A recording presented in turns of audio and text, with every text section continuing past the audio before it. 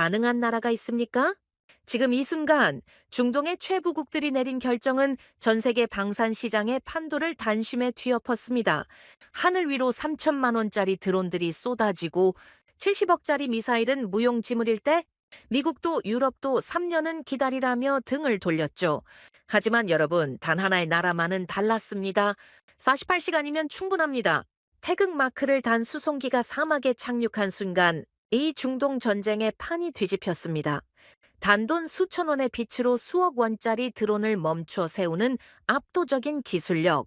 전쟁의 폐허에서 맨손으로 시작해 이제는 전 세계의 하늘을 지키는 방패가 된 대한민국. 강함보다 진심을 먼저 증명하며 세계를 전율케 한 우리 기술의 위대한 여정. 지금부터 시작합니다. 딱 1초만요. 좋아요와 구독 꾹 부탁드립니다. 미사일 좀 보내주십시오. 세계에서 가장 부유한 나라들의 하늘이 가장 먼저 뚫렸습니다. 왜였을까요? 돈이 없어서가 아닙니다. 도와줄 나라가 없었죠. 저는 카심 알 마주르이입니다. 사막의 나라에서 태어나 평생 하늘을 지키는 법만 배워온 사람입니다. 젊은 날엔 영국에서 전쟁을 공부했고 중년이 되어선 미국산 방공망 위에 우리 국가의 운명을 올려놓았습니다. 저는 그 질서가 영원할 줄 알았습니다. 그날 밤 그 믿음이 무너질 때까지는요. 450대의 드론이 떴습니다. 한 대에 3천만 원짜리 자폭 드론이었습니다. 우리가 가진 요격 미사일은 한 발에 70억. 3천만 원짜리 드론을 막으려고 70억을 쓰고 있었죠. 말도 안 되는 게임이었습니다. 심지어 우리에게 남은 건 5일치뿐이었어요. 아부다비 국방부 7층 상황실은 그날 밤부터 잠들지 못했습니다.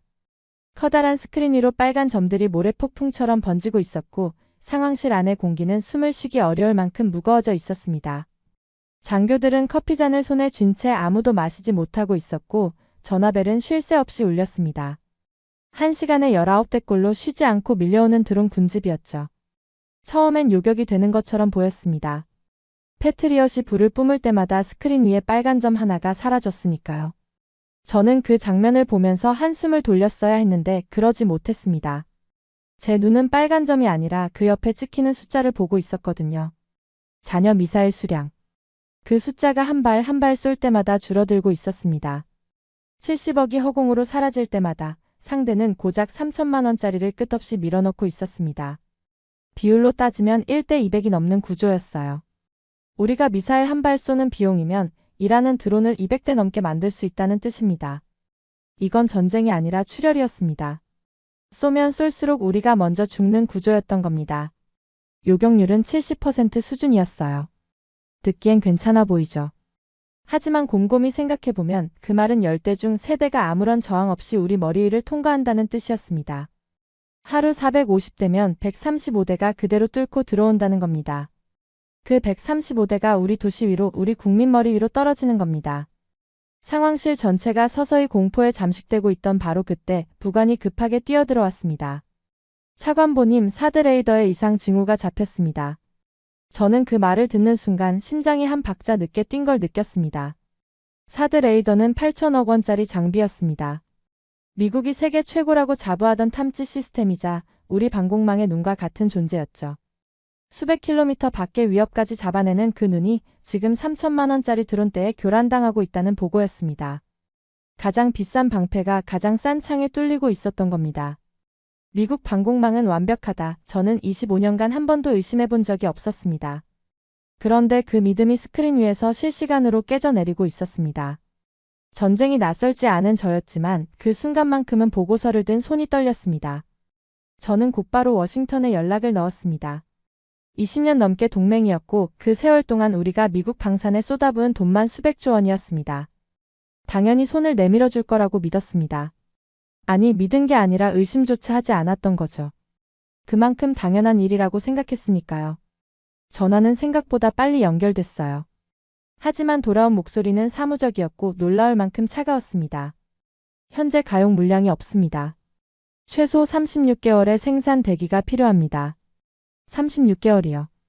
우리 하늘이 5일도 버틸 수 없는 상황에서 미국은 3년을 기다리라고 한 겁니다. 저는 수화기를 꽉 쥐고 다시 물었습니다. 긴급 배치는 불가능합니까? 지금 이 순간에도 우리 하늘이 뚫리고 있습니다. 잠시 침묵이 흘렀습니다. 그리고 돌아온 한마디가 25년 군인 생활에서 제가 들은 문장 가운데 가장 잔인한 것이었습니다. 현재 우선 배치 대상은 이스라엘입니다. 요청서 제출도 권장드리지 않습니다. 요청서도 내지 마라. 저만 들은 게 아니었습니다. 그날 밤 아랍에미리트뿐 아니라 사우디, 카타르, 쿠웨이트, 바레인, 요르단까지 중동 6개국이 동시에 같은 전화를 걸었고 6나라 모두에게 돌아온 대답은 전부 똑같았습니다. 우리는 동맹이 아니었습니다. 순서가 정해진 고객이었을 뿐입니다. 전화를 끊고 나서 저는 한동안 수화기를 내려놓지 못했습니다. 돈이 있으면 안전하다고, 동맹이 있으면 하늘은 지켜진다고 저는 평생 그렇게 믿어왔습니다. 그 모든 것이 한 통의 전화로 무너졌습니다. 우리에게 없는 건 돈이 아니었습니다. 시간이었고 믿을 수 있는 칼이었습니다. 아버지께서 돌아가시기 전에 남기신 말씀이 떠올랐습니다. 남의 칼에 내 목숨을 맡기지 마라. 젊은 시절부터 평생 흘려들었던 그 한마디가 그날 밤에야 비로소 가슴 깊이 박혔습니다. 곧바로 긴급회의가 소집됐습니다. 아부다비 국방부 대회의실에 장성들과 서방 군사 컨설턴트들이 한자리에 모였는데 분위기는 이미 장례식장 같았죠. 미국은 36개월, 영국도 최소 14개월이 필요하다는 보고가 올라왔고 다른 어떤 나라에서도 현실적인 대안은 나오지 않았습니다. 회의는 2시간 넘게 이어졌지만 탁자 위에 놓인 결론은 하나도 없었습니다. 답이 없었습니다. 무거운 침묵이 회의실을 짓누르고 있을 때 한 사람이 조용히 손을 들었습니다. 파티마 중령이었습니다. 한 가지 선택지가 더 있습니다. 회의실의 시선이 일제히 파티마에게로 쏠렸습니다. 파티마는 담담하게 입을 열었습니다. 한국입니다. 순간 회의실 한쪽에서 웃음이 새어나왔습니다. 서방 컨설턴트 한 명이 고개를 저으며 피식 웃었고 그 옆에 앉은 장교도 어이없다는 표정을 감추지 않았습니다. 한국이라는 이름은 이 전쟁판에서 진지하게 꺼낼 무게가 되지 못한다는 듯 회의실 안에 묘한 냉소가 흘렀습니다. 솔직히 말하면 저 역시 그 순간에는 같은 생각이었습니다. 미국도 못하는 것을 한국이 한다고 그게 말이 되느냐고 속으로 생각했던 겁니다. 중동의 전쟁터에서 한국이라는 이름은 그만큼 낯선 것이었습니다. 파티마는 아무 말 없이 자리에 앉았고 회의는 결론 없이 끝났습니다. 모두가 지친 얼굴로 하나둘 회의실을 빠져나갔고 남은 것은 빈 커피잔과 침묵뿐이었습니다. 하지만 그날 밤 저는 잠을 이룰 수가 없었습니다. 머릿속에서 숫자들이 계속 맴돌았습니다. 잔여 미사일 517 요격률 70%, 하루 통과 드론 135대. 사무실에 홀로 앉아 꺼진 스크린을 바라보고 있는데 문을 두드리는 소리가 들렸습니다. 파티마였습니다. 손에 두꺼운 보고서 한 권을 들고 서 있었어요. 낮에 회의실에서 비웃음을 받고도 파티마의 눈빛은 조금도 흔들리지 않았습니다. 차관보님, 한 번만 읽어봐 주십시오. 부탁드립니다. 저는 잠시 파티마를 바라보다가 그 보고서를 받아들었습니다. 표지에 적힌 2글자가 눈에 들어왔습니다. 대한민국. 몇 시간 전만 해도 회의실에서 웃음거리가 됐던 바로 그 이름이었습니다. 그런데 이상하게도 조용한 사무실 안에서 마주한 그 2글자는 낮과는 전혀 다른 무게로 다가왔습니다. 모두가 등을 돌린 밤 남은 선택지는 이것뿐이었으니까요. 저는 천천히 보고서 첫 장을 넘겼습니다. 그때는 정말 몰랐습니다. 그 2글자가 이 전쟁의 결말을, 그리고 중동의 하늘 전체를 바꾸게 될 줄은요. 그 밤 저는 보고서를 펼쳐놓고 한 장 한 장 넘겼습니다. 사무실에는 저 혼자뿐이었고 복도에서 들려오는 발걸음 소리도 이미 끊긴 뒤였습니다. 처음엔 의무감이었어요. 파티마가 그토록 간곡하게 부탁했으니 예의상이라도 후려보자는 마음이었죠. 그런데 3장째를 넘기는 순간 페이지 위에서 손이 멈췄습니다. 천공투. 그 이름이 적혀 있었습니다. 저는 그 이름을 알고 있었습니다. 아니, 알고 있는 정도가 아니었어요. 우리는 이미 그 무기를 계약한 상태였습니다. 4조 원 규모의 계약이 체결되어 있었고 서류는 국방부 어딘가 캐비닛 안에 잠들어 있었습니다. 저는 그 사실을 알면서도 지금 이 위기 앞에서 단 한 번도 떠올리지 않았던 겁니다. 왜였을까요? 저는 그 질문 앞에서 한참을 멈춰야 했습니다. 보고서를 내려놓고 창밖을 바라봤습니다. 아부다비의 밤하늘은 언제나처럼 고요했지만 그 고요함이 얼마나 허약한 것인지를 저는 그날 처음 느꼈습니다. 저 하늘 어딘가에 아직도 드론이 날고 있을지 모른다는 생각이 들자 등줄기가 서늘해졌습니다. 솔직하게 말하겠습니다. 저는 한국을 진지하게 본 적이 없었습니다. 미국, 영국, 프랑스, 이스라엘 이 나라들의 무기는 제 머릿속에서 항상 첫 번째 줄에 있었습니다. 한국은 그 목록 어디에도 없었어요. 성능이 부족해서가 아니었습니다. 성능을 확인해 본 적조차 없었던 겁니다. 계약까지 했으면서도 그 무기를 전쟁의 해답으로 떠올리지 못한 건 오직 하나의 이유였습니다. 한국이라는 국적이었습니다. 전쟁은 성능으로 결정되지만 선택은 편견으로 이뤄지고 있었던 겁니다. 우리는 성능이 아니라 국적으로 무기를 판단하고 있었습니다. 그 사실을 깨닫는 순간 제 안에서 무언가가 무너졌습니다. 25년간 쌓아온 판단 기준 자체가 틀렸다는 뜻이었으니까요. 저는 하늘을 지키는 사람이었지만 정작 가장 중요한 순간에 제 눈을 가리고 있었던 건 적이 아니라 편견이었습니다. 저는 다시 보고서를 들여다봤습니다. 이번에는 예의가 아니라 절실함으로 읽었습니다. 천궁2의 재원이 하나하나 눈에 들어왔습니다. 중거리 요격 능력, 다층 방어구조, 이동식 발사대 기반의 신속한 전개, 그리고 무엇보다 빠른 실전 배치 능력. 패트리엇과 비교해도 핵심 성능에서 뒤지지 않았고 가격 대비 효율이나 배치 속도에서는 오히려 앞서 있었습니다.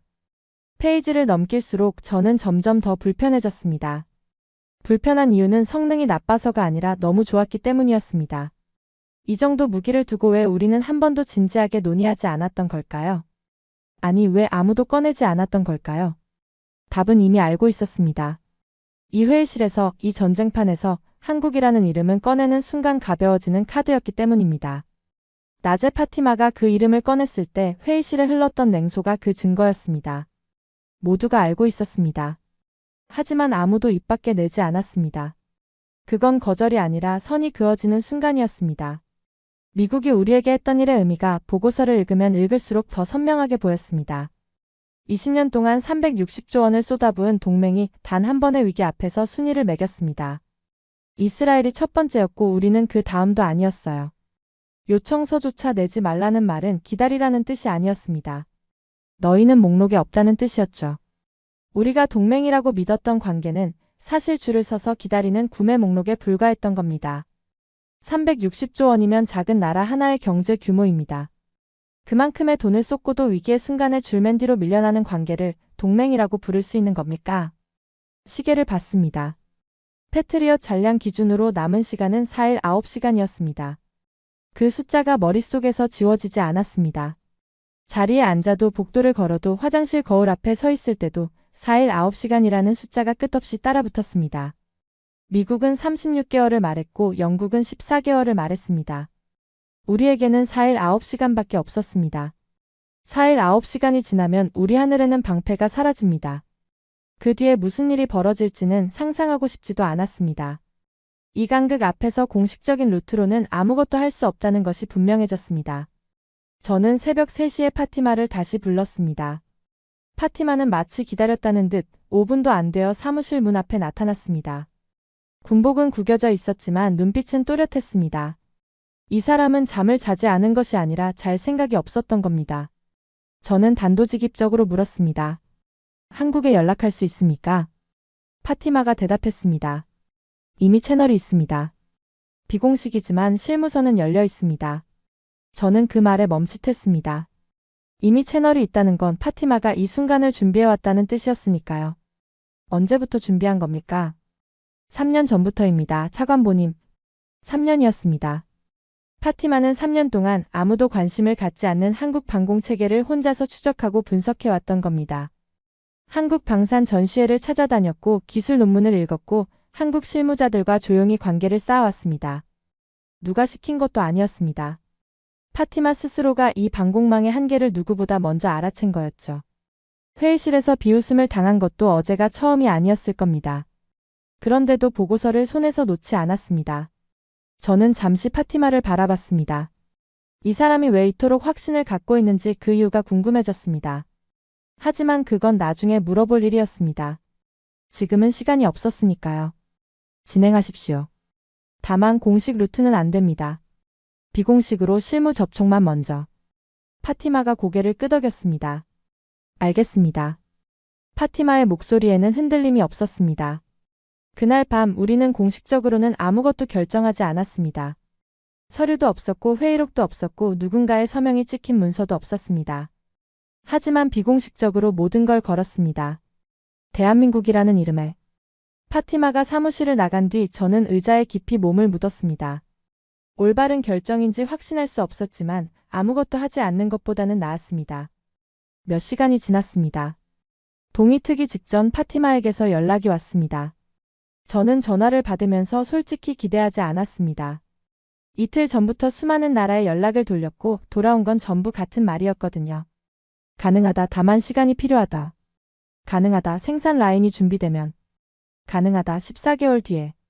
그 가능하다는 말이 얼마나 공허한 것인지 저는 뼈저리게 알고 있었습니다. 파티마가 말했습니다. 한국 측 답변이 왔습니다. 뭐라고 합니까? 짧은 침묵이 흘렀습니다. 그리고 파티마가 조용히 대답했습니다. 가능합니다. 또 그 말이었습니다.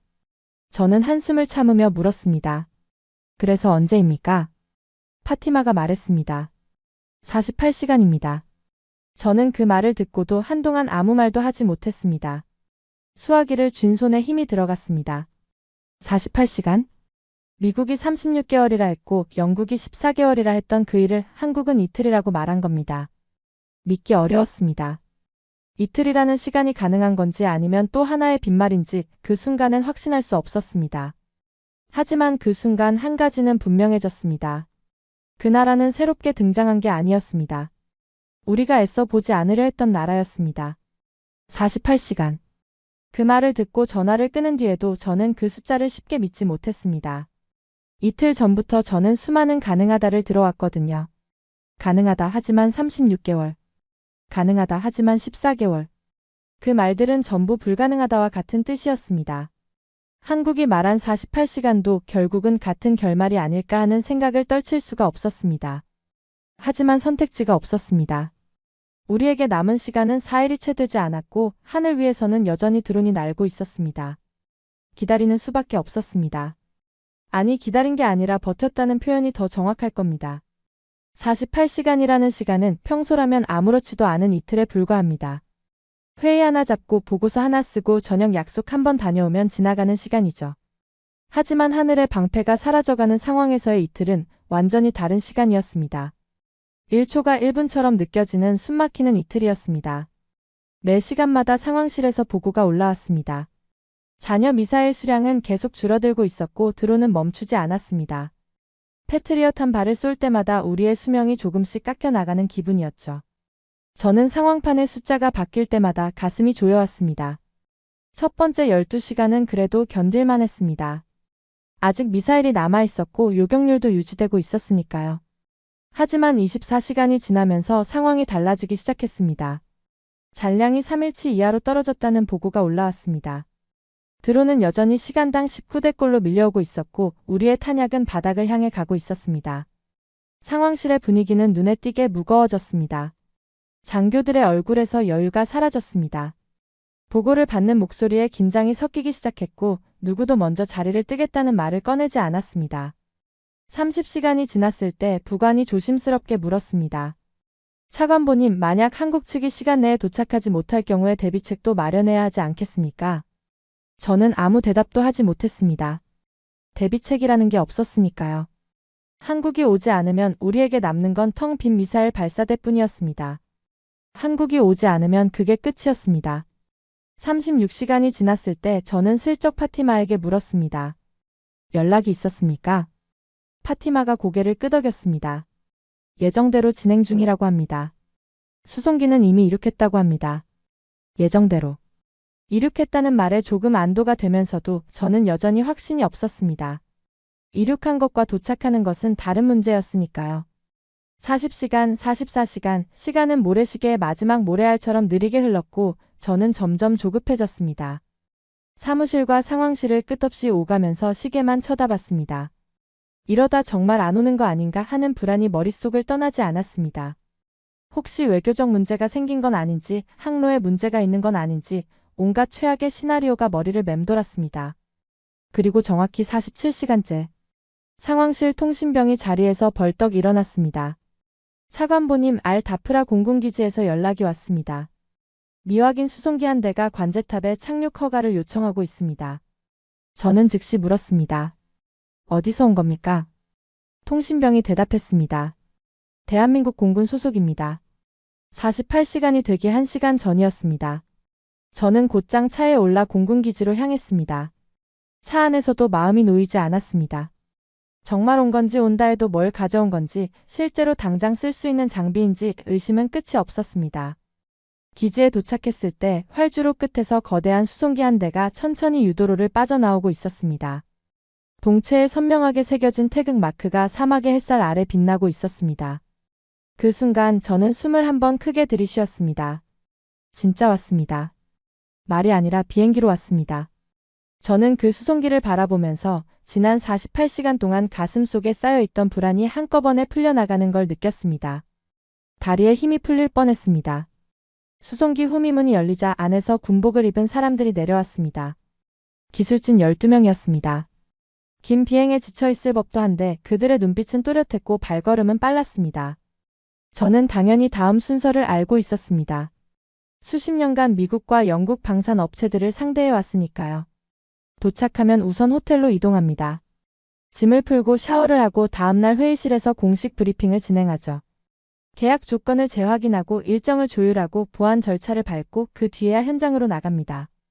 장비에 손을 대기까지 보통 최소 일주일 길면 한 달이 걸리는 게 당연한 수순이었습니다. 그런데 한국 기술진은 달랐습니다. 수송기에서 내리자마자 장비 컨테이너부터 열었습니다. 호텔이 어디냐고 묻지 않았습니다. 회의실이 어디냐고 묻지 않았습니다. 누가 자기들을 영접하러 나왔는지 둘러보지도 않았습니다. 짐을 내려놓기도 전에 컨테이너를 열고 장비 상태를 점검하기 시작했습니다. 기술진을 이끄는 장교가 제게 다가왔습니다. 짧게 경례를 한 뒤 이렇게 말했습니다. 카심 차관보님, 장비 설치 가능한 위치를 알려주십시오. 바로 시작하겠습니다. 저는 그 말을 듣고 잠시 멍했습니다. 바로 시작한다고요. 도착한 지 10분도 안 된 사람들이 환영 인사도 마다하고 활주로 위에서 장비 세팅에 들어간 겁니다. 저는 묻지 않을 수 없었습니다. 잠깐 교육은 어떻게 합니까? 우리 인력이 이 장비를 운용하려면 상당한 시간이 필요하지 않습니까? 패트리엇을 처음 도입했을 때가 떠올랐거든요. 미국 측에서 요구한 운용 교육 기간은 6개월이었습니다. 그것도 기본 과정만이요. 실전 투입을 위한 심화 과정까지 합치면 1년이 넘기도 했습니다. 그래서 새로운 무기 체계를 도입한다는 것은 곧 긴 기다림의 시작을 의미했습니다. 한국 장교가 대답했습니다. 3일이면 됩니다. 3일이요. 네, 3일이면 기본 운용이 가능합니다. 저희 기술진이 직접 옆에서 함께 훈련하겠습니다. 6개월이 아니라 3일. 저는 그 말을 듣고도 선뜻 믿기지 않았습니다. 6개월이 걸리던 일을 3일 만에 한다는 것이 과연 가능한 일인지 의심스러웠습니다. 하지만 눈앞에서 벌어지고 있는 장면은 거짓이 아니었습니다. 그들은 사막 한가운데 활주로 위에서 도착한 바로 그 순간부터 땀을 흘리며 일하고 있었습니다. 미국은 호텔에서 시작했고 한국은 활주로에서 시작했습니다. 미국은 계약서를 먼저 펼쳤고 한국은 장비를 먼저 펼쳤습니다. 그 차이가 저에게는 무기의 성능보다 더 큰 충격이었습니다. 25년간 서방 방산 업체들을 상대하면서 저는 무기 거래란 원래 그런 것이라고 생각해왔습니다. 서류가 먼저이고 격식이 먼저이고 현장은 항상 마지막이라고요. 그런데 한국은 그 순서를 완전히 뒤집어 놓았습니다. 저는 그날 오후 뜨거운 활주로 위에 서서 한국 기술진이 장비를 조립하는 모습을 한참 동안 바라봤습니다. 그들은 무기를 파는 사람들처럼 행동하지 않았습니다. 마치 자기 나라의 하늘을 지키듯 우리의 하늘을 대하고 있었습니다. 사막의 열기 속에서 군복이 땀에 젖어가는데도 그 누구 하나 쉬겠다는 말을 하지 않았습니다. 그 순간 저는 처음으로 한국이라는 나라를 믿기 시작했습니다. 그들은 약속을 지킨 것이 아니었습니다. 약속보다 먼저 도착한 겁니다. 한국 기술진은 약속대로 3일 만에 교육을 끝냈습니다. 우리 장교들이 천궁2의 기본 운용을 익히는데 72시간이 걸렸고 한국 기술진은 그 72시간 동안 단 한 번도 숙소로 돌아가지 않았습니다. 장비 옆에서 먹고 장비 옆에서 잤고 장비 옆에서 가르쳤습니다. 우리 장교들이 실수를 하면 소리를 지르는 대신 옆에 앉아 같이 버튼을 눌러주는 사람들이었습니다. 교육이 끝난 날 저는 보고를 받았습니다. 실전 배치 준비 완료. 서류상으로는 완벽했습니다. 하지만 솔직히 말하겠습니다. 저는 아직도 의심하고 있었습니다. 빠른 건 인정했습니다. 48시간 만에 도착한 것도 3일 만에 교육을 끝낸 것도 활주로 에서 바로 장비를 펼친 태도도 전부 인정했습니다. 하지만 전쟁은 다릅니다. 속도와 태도만으로는 전쟁터에서 점수를 받을 수 없습니다. 무기는 결국 하나의 질문으로 증명됩니다. 실전에서 살아남느냐 아니냐. 교육장에서 버튼을 누르는 것과 진짜 미사일이 날아오는 하늘 아래에서 버튼을 누르는 것은 전혀 다른 세계입니다. 빠른 나라라고 해서 전쟁을 이기는 건 아닙니다. 막는 나라가 이기는 겁니다. 그리고 그 답을 이란이 가져왔습니다. 교육이 끝난 지 이틀 뒤 새벽 4시였습니다. 저는 지하 벙커에서 잠을 자지 못하고 있었습니다. 불안 때문이 아니라 습관 때문이었어요. 이 위기가 시작된 이후로 4시간 넘게 눈을 붙인 적이 없었으니까요. 차가운 벙커 바닥에 앉아 보고서를 넘기고 있는데 갑자기 경보음이 벙커 전체를 뒤흔들었습니다. 한 번도 아니고 연속으로 끊이지 않는 경보였습니다. 벙커 안의 조명이 단숨에 빨갛게 바뀌었고 복도에서 뛰어오는 발소리가 이어졌습니다. 모든 인원이 자리에서 벌떡 일어났습니다. 상황병이 외쳤습니다. 레이더에 다수 포착. 세 방향에서 동시 접근 중입니다. 스크린을 봤습니다. 세 갈래의 붉은 파도가 동시에 밀려오고 있었습니다. 첫 번째 파도는 탄도미사일이었습니다. 마하 5 이상의 속도, 요격이 가장 어려운 목표물 8발이 스크린 위에 선명하게 찍혀 있었습니다. 하늘에서 떨어지는 불덩이나 마찬가지였습니다. 그리고 그 뒤를 따르는 두 번째, 세 번째 파도. 자폭 드론 120대였습니다. 이건 단순한 공격이 아니었습니다. 탄도미사일로 우리 방공망의 시선을 끌어들인 뒤 그 빈틈을 드론으로 파고드는 복합 전술이었습니다. 가장 비싸고 강한 무기로 방어 자원을 묶어놓고 가장 싸고 많은 무기로 찌르는 겁니다. 우크라이나 전쟁에서도 중동의 여러 분쟁에서도 이미 입증된 현대전에서 가장 막기 어렵다는 바로 그 전술이 우리 하늘을 향해 날아오고 있었습니다. 시험이 아니었습니다. 진짜 미사일이, 진짜 드론이, 진짜 폭탄을 싣고 날아오고 있었습니다. 벙커 안이 얼어붙었습니다. 아무도 말을 하지 않았습니다. 키보드 치는 소리와 기계음만이 벙커 안을 채우고 있었습니다. 스크린 위의 빨간 점들은 매 초마다 우리를 향해 가까워지고 있었고 그 점 하나하나가 누군가의 도시이고 누군가의 집이고 누군가의 가족이었습니다. 빨간 점이 지도 위의 도시 이름과 겹칠 때마다 벙커 안의 긴장이 한층씩 올라갔습니다. 저는 주먹을 꽉 쥐고 스크린을 바라봤습니다. 이 순간이 시험이었습니다. 한국이라는 선택이 옳았는지, 3일짜리 교육이 실전에서 통하는지, 천궁2가 진짜인지. 모든 것이 지금 이 몇 분 안에 증명되거나 무너지거나 둘 중 하나였습니다. 그때 스크린 위에서 초록점 하나가 움직이기 시작했습니다. 천궁2였습니다. 발사. 3초. 첫 번째 탄도미사일의 빨간 점이 스크린에서 사라졌습니다. 벙커 안에 낮은 탄성이 흘렀습니다. 하지만 끝이 아니었습니다. 5초. 두 번째가 사라졌습니다. 7초. 세 번째. 연달아 쉬지 않고 초록점은 빨간 점을 향해 날아갔습니다. 벙커 안의 모든 시선이 스크린에 박혀 있었습니다. 숨소리조차 들리지 않았습니다. 네 번째. 다섯 번째. 여섯 번째. 빨간 점이 하나씩 사라질 때마다 누군가의 도시가 살아남고 있었습니다. 스크린 위에서 벌어지고 있는 건 숫자의 싸움이 아니었습니다. 생명의 싸움이었습니다. 7번째. 그리고 8번째. 8발 중 8발. 탄도미사일 전탄 요격. 단 하나도 놓치지 않았습니다. 벙커 안에 정적이 흘렀습니다. 그리고 1초 뒤 그 정적이 폭발했습니다. 누군가 소리를 질렀고 누군가는 옆 사람의 어깨를 잡았습니다. 한 장교는 고개를 숙이고 두 손으로 얼굴을 감쌌습니다. 안도인지 감격인지 그 감정의 이름은 중요하지 않았습니다. 살아남았다는 것이 중요했습니다. 하지만 저는 환호할 수 없었습니다. 아직 끝나지 않았으니까요. 드론 120대가 여전히 밀려오고 있었습니다. 패트리엇과 천궁2가 동시에 대응에 나섰습니다.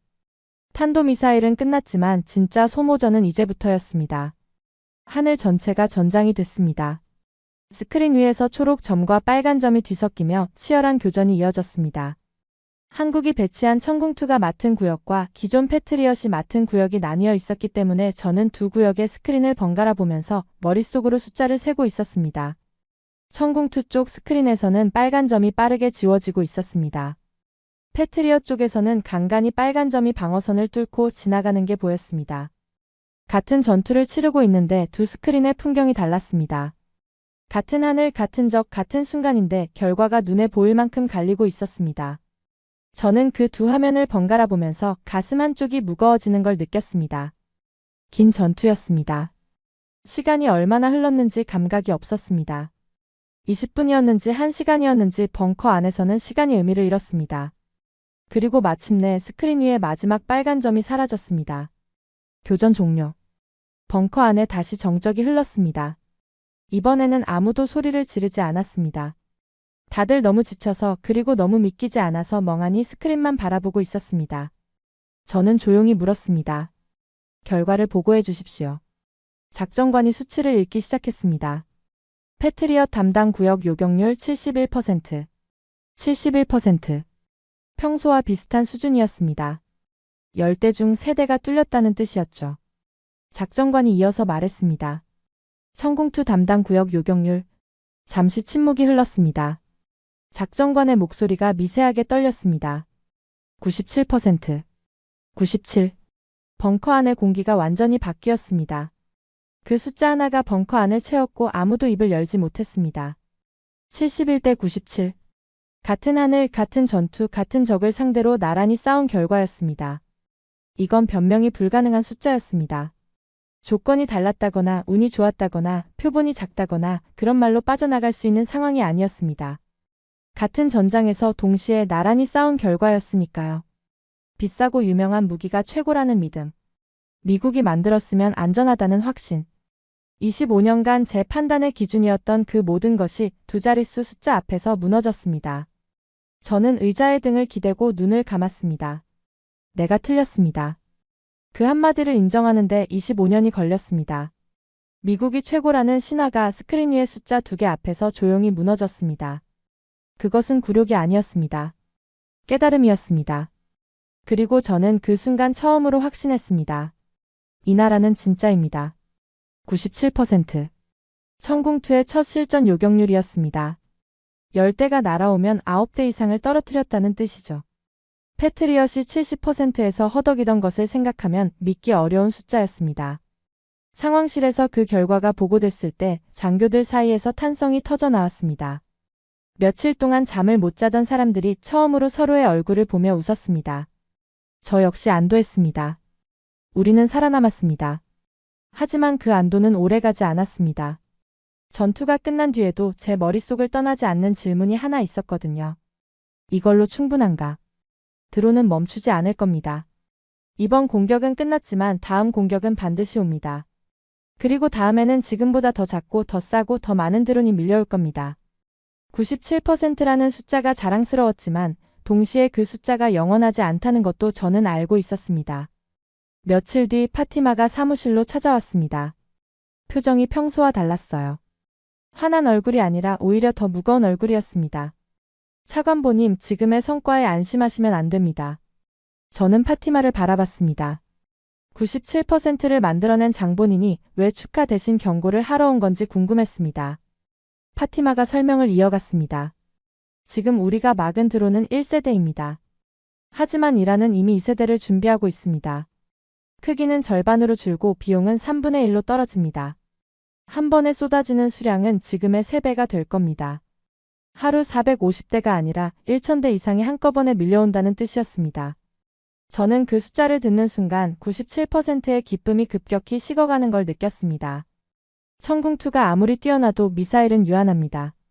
한 발 쏠 때마다 돈이 들고 재고가 줄어들고 다시 채우는데 시간이 걸립니다. 드론이 무한히 쏟아지는 시대에 미사일 한 발 한 발로 막는 방식은 결국 한계에 부딪힐 수밖에 없었습니다. 아무리 요격률이 높아도 탄약이 바닥나면 하늘은 다시 비게 됩니다. 문제는 지금이 아니라 다음이었습니다. 그러면 어떻게 해야 합니까? 파티마가 잠시 뜸을 들이더니 조용히 말했습니다. 한국에 답이 있습니다. 다만 이번에는 미사일이 아닙니다. 파티마가 스크린에 영상 하나를 띄웠습니다. 처음 보는 장비였습니다. 생긴 것은 대형 망원경처럼 보였는데 포신도 없고 탄창도 없었습니다. 영상 속에서 어둠을 배경으로 작은 드론 하나가 떠올랐습니다. 그리고 아무 소리 없이 한 줄기 빛이 스쳤습니다. 폭발은 없었습니다.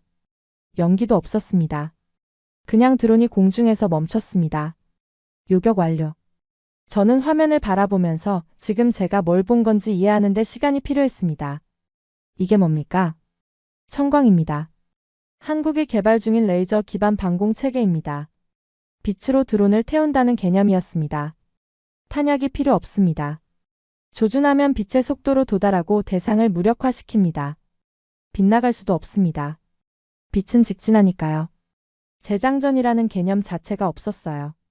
전기만 있으면 무한히 쏠 수 있고 한 발 요격하는 데 드는 비용은 고작 수천원 수준이었습니다. 70억짜리 미사일로 3천만 원짜리 드론을 막던 시대에서 수천원으로 드론을 멈추는 시대로의 전환. 전쟁의 공식 자체를 바꾸는 기술이었습니다. 저는 평생 수많은 무기를 봐왔습니다. 더 빠른 미사일, 더 강한 폭탄, 더 멀리 날아가는 전투기. 하지만 그 모든 무기에는 공통점이 하나 있었습니다. 더 많이 파괴하기 위해 만들어졌다는 것. 그런데 이 무기는 달랐습니다. 파괴하지 않고 멈추는 무기였습니다. 저는 그 개념에 압도당하면서도 쉽게 결정을 내리지 못했습니다. 천궁2는 이미 97%로 증명된 무기였습니다. 실전에서 우리 하늘을 지켜낸 검증된 체계였죠. 하지만 청광은 아직 실전 기록이 없었어요. 시연 영상은 인상적이었지만 시연과 실전은 전혀 다른 세계입니다. 증명된 현재를 택할 것인가, 증명되지 않은 미래를 택할 것인가. 그 고민이 머릿속에서 끝없이 맴돌고 있을 때 전화가 울렸습니다. 미국이었습니다. 카심 차관보님, 좋은 소식이 있습니다. 패트리엇 150발 2개월 내 공급이 가능합니다. 저는 그 말을 듣는 순간 쓴웃음이 나올 뻔했습니다. 보름 전에 요청서도 내지 말라고 했던 나라였습니다. 우리가 바닥에 떨어져 있을 때는 전화도 안 받더니 한국 무기가 97%를 찍으니까 갑자기 물량을 들고 나타난 겁니다. 위기 때는 외면하고 위기가 지나니까 달려오는 동맹. 그게 과연 동맹이라는 이름에 합당한 건지 저는 깊은 의문이 들었습니다. 우리가 절박할 때 문을 닫았건 나라가 이제 와서 선의를 베푸는 척하고 있었습니다. 그런데 그 다음 말이 더 중요했습니다. 다만 한 가지 말씀드릴 것이 있습니다. 한국과의 방공 협력은 신중하게 검토하시길 권고합니다. 시스템 통합 문제, 정보 공유 문제 여러 가지 복잡한 사안이 있습니다. 저는 수화기를 쥔 채 조용히 듣고 있었습니다. 그 말의 의미를 모를 만큼 어리석지 않았습니다. 이건 제안이 아니었습니다. 경고였습니다. 한국을 택하면 미국을 잃는다. 전화를 끊고 나서 저는 한동안 자리에 앉아 움직이지 못했습니다. 수화기를 내려놓는 손에서 미세하게 떨림이 느껴졌습니다. 이것이 바로 25년간 우리가 묶여있던 구조의 실체였습니다. 무기를 사는 것만으로는 부족하고 그 무기를 만든 나라의 허락까지 받아야 하는 구조 말입니다. 저는 깊은 숨을 한번 내쉬고 회의 소집을 지시했습니다. 긴급 회의가 다시 소집됐습니다. 이번에는 회의실 안의 공기가 달랐습니다. 이전에는 절망 속에서 답을 찾지 못하는 분위기였다면 이번에는 답이 두 개인 상황에서 갈라지는 분위기였습니다. 친미파 장성들은 분명하게 말했습니다. 미국과의 동맹을 흔들어서는 안 됩니다. 지금 패트리엇을 받아야 합니다. 반대편에서는 실전 결과를 근거로 반박했습니다. 97%를 보고도 미국을 선택하자는 겁니까? 데이터가 모든 걸 말해주고 있지 않습니까? 회의실이 둘로 갈라졌습니다. 목소리가 높아졌고 누군가는 책상을 쳤습니다. 20년 동맹의 무게냐, 눈앞에 펼쳐진 실전 데이터냐. 익숙한 과거의 안정이냐, 낯설지만 증명된 미래의 가능성이냐. 회의실 안의 공기가 점점 뜨거워졌고 양쪽 모두 한치도 물러서지 않았습니다. 저는 그 한가운데 앉아서 아무 말도 하지 않았습니다. 머릿속에서 아버지의 목소리가 들렸습니다. 남의 칼에 내 목숨을 맡기지 마라. 그 말씀이 이번에는 또 다르게 들렸습니다. 아버지가 남기신 것은 칼을 가지라는 말씀이 아니었습니다. 누가 쥐어주는 칼이 아니라 내가 쥘 수 있는 칼을 가지라는 뜻이었습니다. 지금 우리 앞에 놓인 선택은 단순히 어떤 무기를 사느냐의 문제가 아니었습니다. 어떤 미래를 선택하느냐의 문제였습니다. 미국의 칼은 익숙했지만 주인이 허락해야만 뽑을 수 있는 칼이었습니다. 한국의 칼은 낯설었지만 우리 손에 쥐어지는 칼이었습니다. 저는 회의실을 둘러봤습니다. 갈라진 장성들의 얼굴을 하나하나 바라보면서 이 결정이 이 나라의 하늘을 어디로 이끌지 생각했습니다. 지금의 정답과 미래의 정답은 다를 수 있습니다. 하지만 국민의 하늘을 책임지는 사람이라면 지금이 아니라 내일을 봐야 합니다. 그날 저는 처음으로 무기가 아니라 미래를 선택해야 한다는 것을 깨달았습니다. 영상으로 보는 것과 눈앞에서 보는 것은 완전히 다른 경험이었습니다.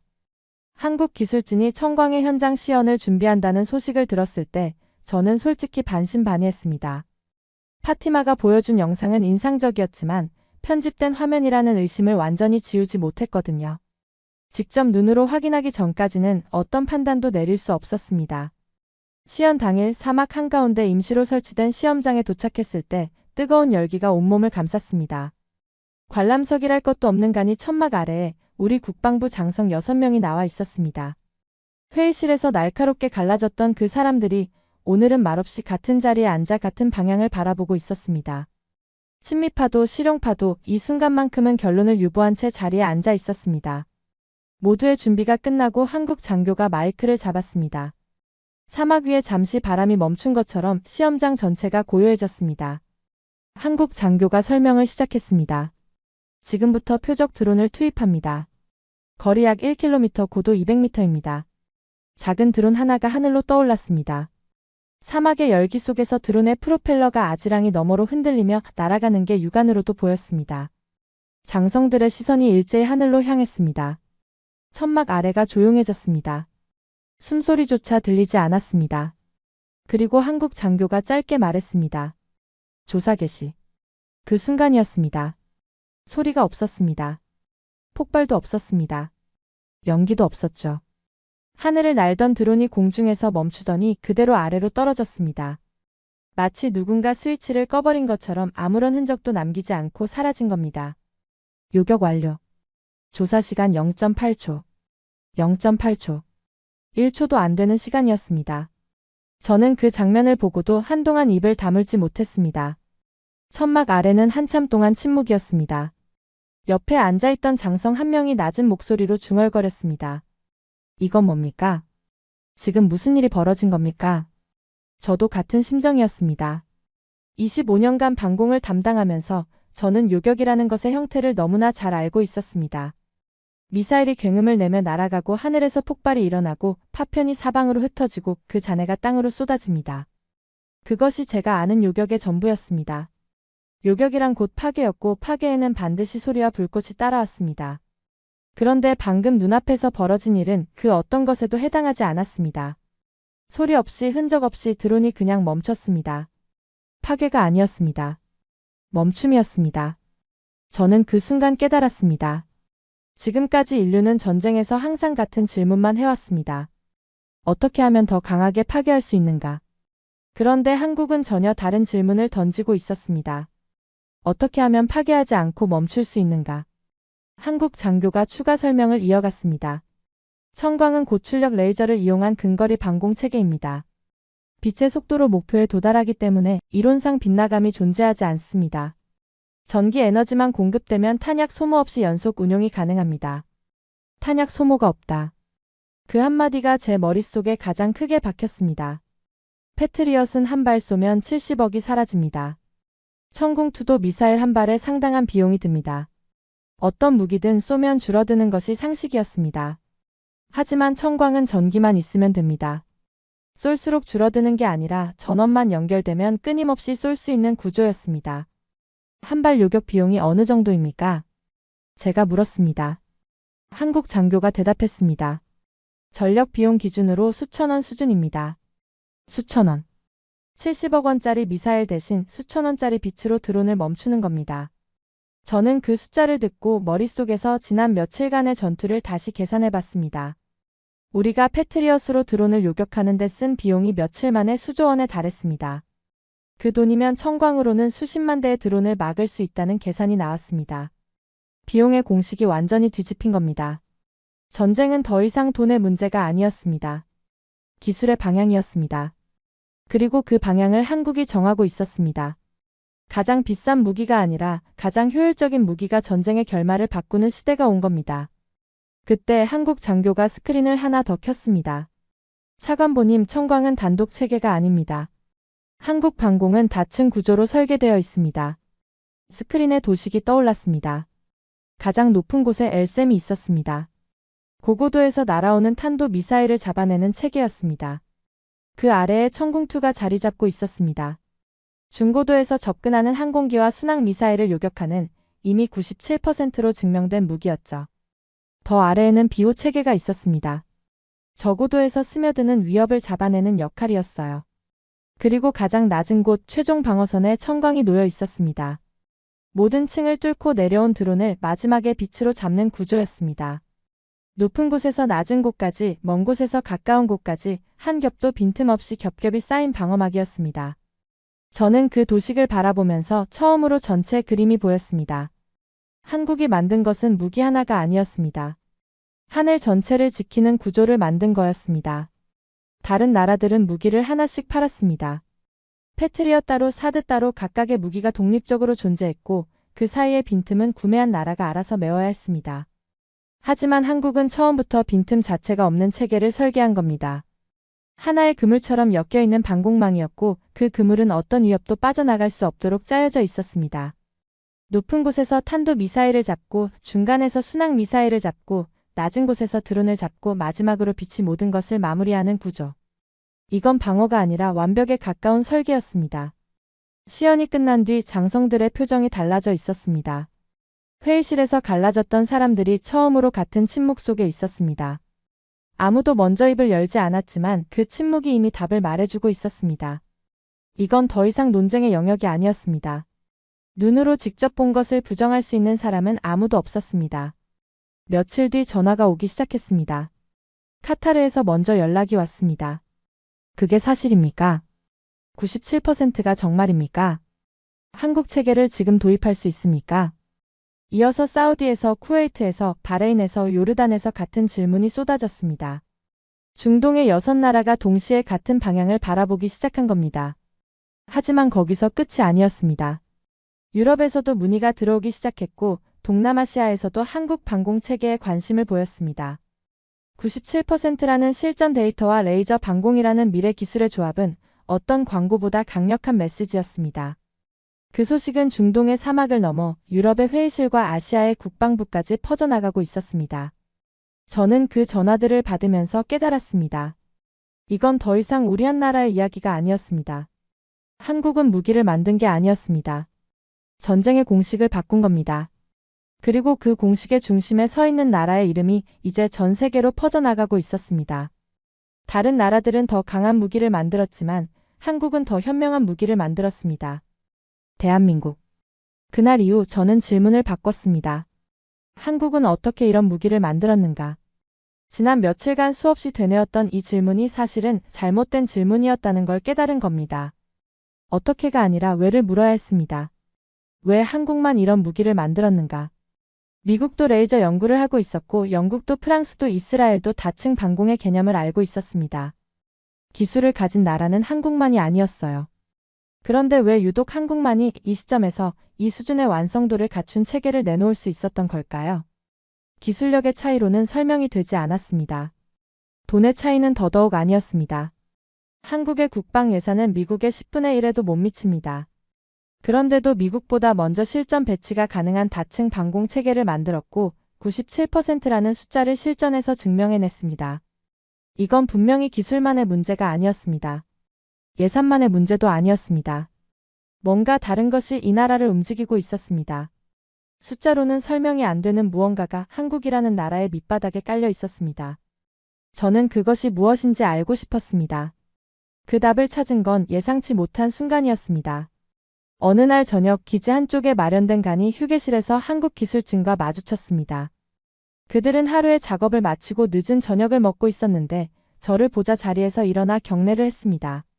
저는 손을 저으며 앉으라고 했고 잠시 그 자리에 함께 앉았습니다. 사막의 밤은 낮의 열기와는 정반대로 서늘했고 휴게실 천막 틈새로 들어오는 바람이 차가웠습니다.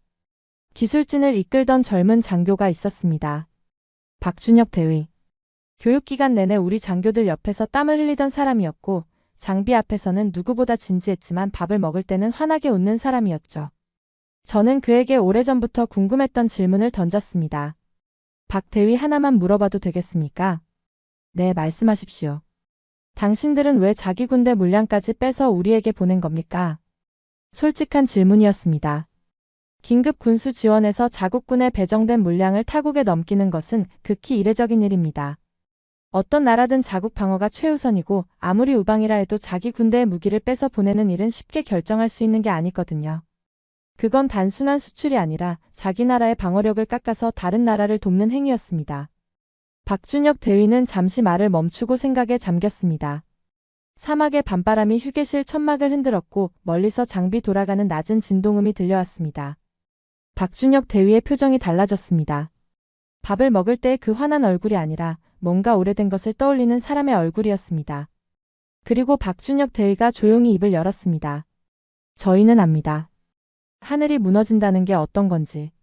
저는 그 말을 듣고 아무 대답도 하지 못했습니다. 박준혁 대위가 이어서 말했습니다. 70년 전에 저희 나라도 같은 일을 겪었습니다. 폭격기가 하늘을 뒤덮었고 포탄이 도시 위로 쏟아졌고 사람들이 하늘을 올려다보며 죽어갔습니다. 잠시 말을 끊었다가 다시 이었습니다. 전 국토의 80% 이상이 파괴됐습니다. 300만 명이 넘는 사람이 목숨을 잃었고 그 가운데 70% 이상이 군인이 아니라 민간인이었습니다. 300만 명. 그리고 그 가운데 대부분이 민간인이었다는 사실. 저는 그 숫자의 무게를 가늠하려 했지만 쉽지 않았습니다.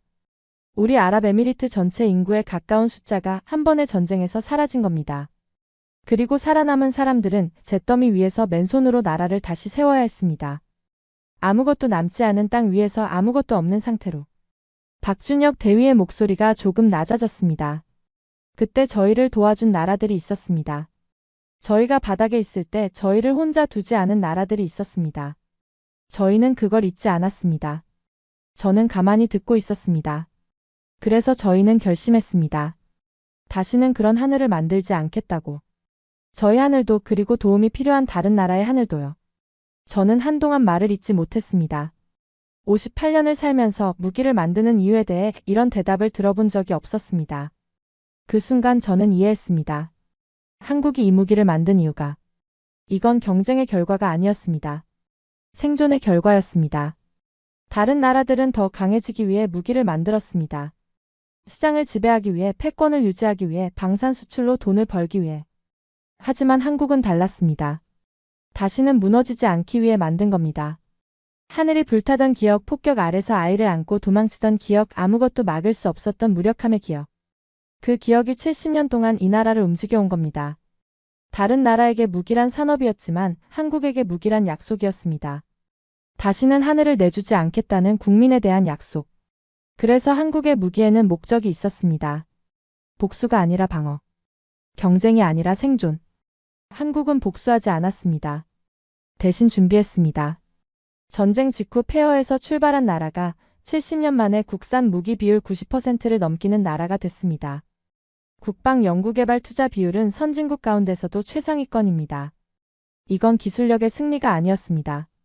기억의 승리였습니다. 전쟁을 가장 처절하게 겪은 나라가 전쟁을 가장 절실하게 대비한 겁니다. 그 절실함이 97%를 만들었고 48시간을 만들었고 활주로에서 바로 장비를 펼치는 태도를 만든 겁니다.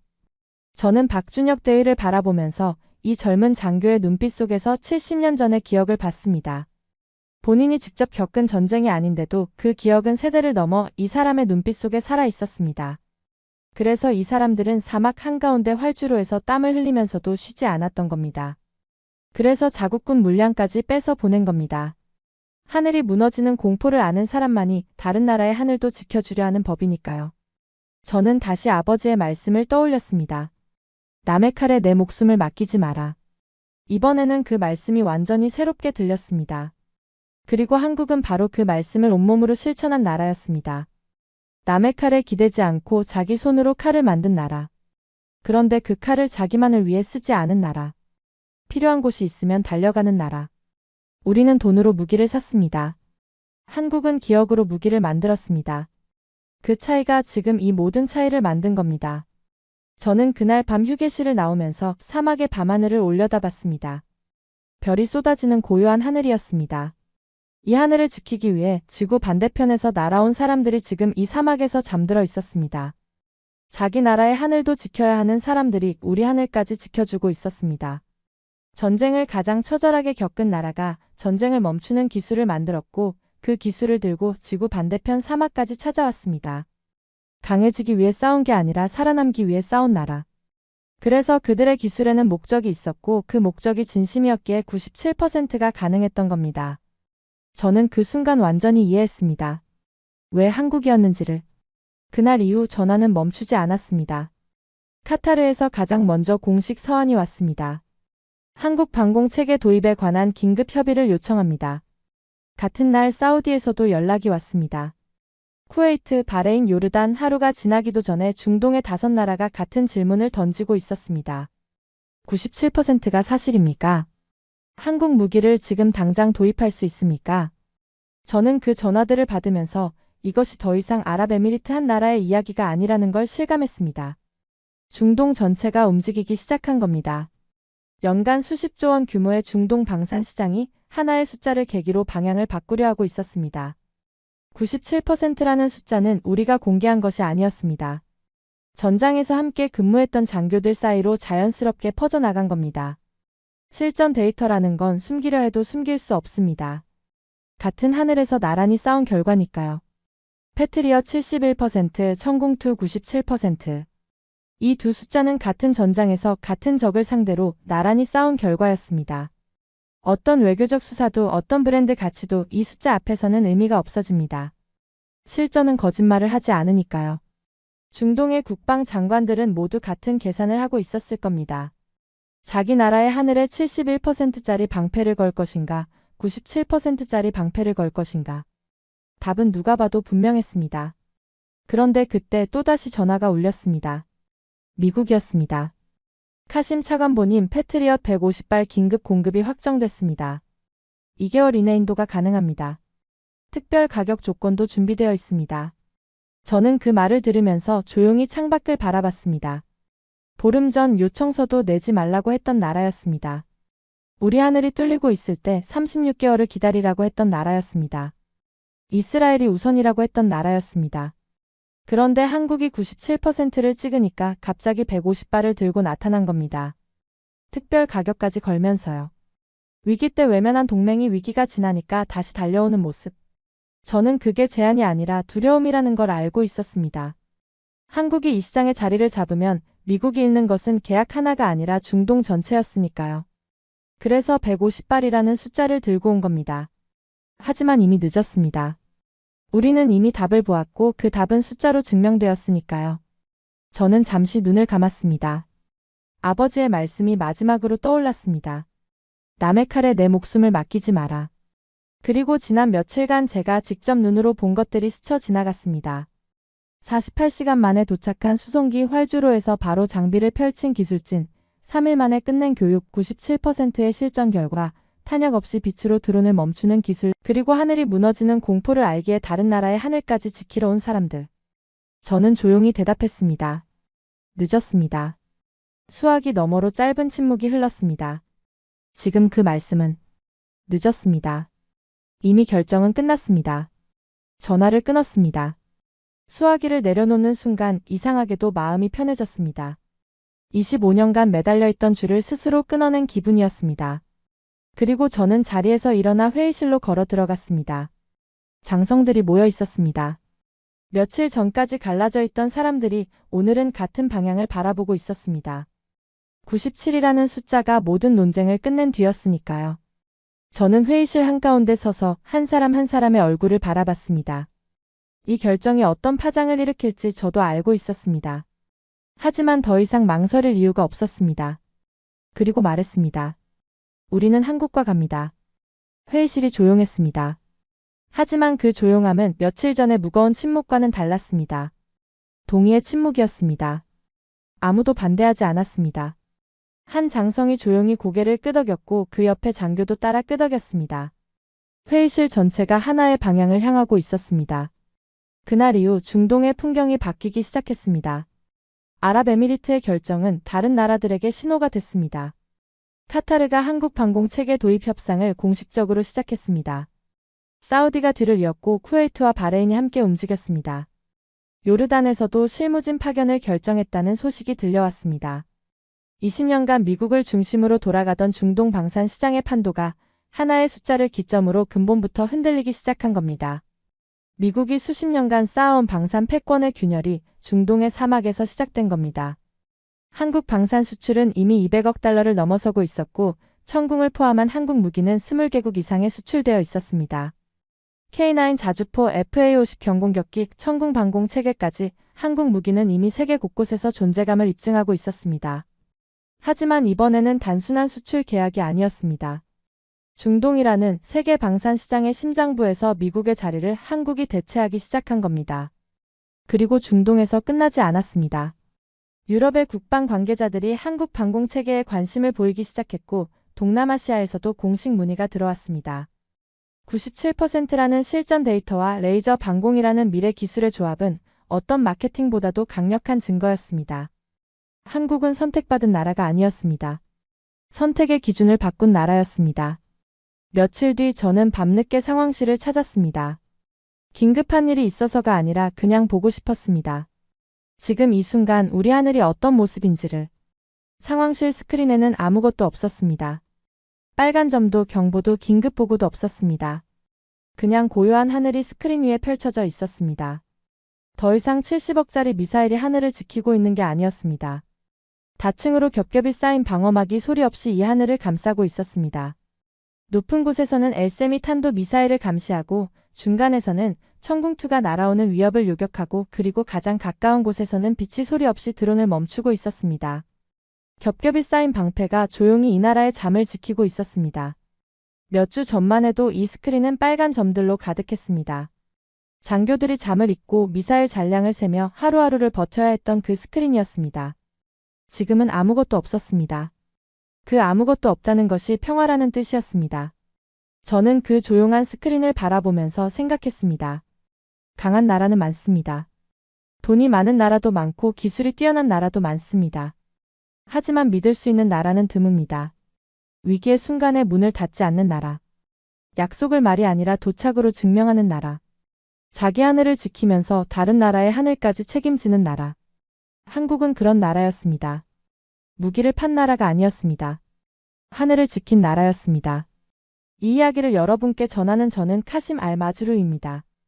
사막의 나라에서 태어나 평생 하늘을 지키는 법만 배워온 사람입니다. 그리고 58년의 인생에서 가장 중요한 교훈 하나를 저는 이제 압니다. 가장 비싼 무기가 최고의 무기가 아니라는 것을. 가장 빠른 나라가 이기는 게 아니라 가장 믿을 수 있는 나라가 이긴다는 것을. 중동의 하늘을 지킨 나라. 세계의 선택을 바꾼 나라. 그 나라의 이름은 대한민국이었습니다. 대한민국의 기술과 진심이 중동 사막의 하늘을 지킨 오늘의 이 이야기가 마음에 남으셨으면 좋겠습니다. 그리고 오늘의 사연이 울림이 되셨다면 대한민국 파이팅이라고 댓글 하나만 남겨주세요. 여러분의 작은 응원이 저에겐 큰 자부심이 됩니다. 지금까지 우인스의 수진이었습니다. 오늘도 끝까지 함께 해주셔서 정말 감사합니다. 수진이랑 우인스 다음에도 함께해요. 오늘도 행복한 하루 되세요. 사랑합니다. 우이스 우리들의 이야기 작은 꿈도 커지는 이 순간 웃으며 함께 나가요 모두의 마음이 크게 울려요.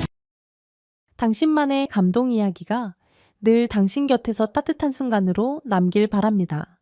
다음에도 따뜻한 이야기로 다시 찾아올게요.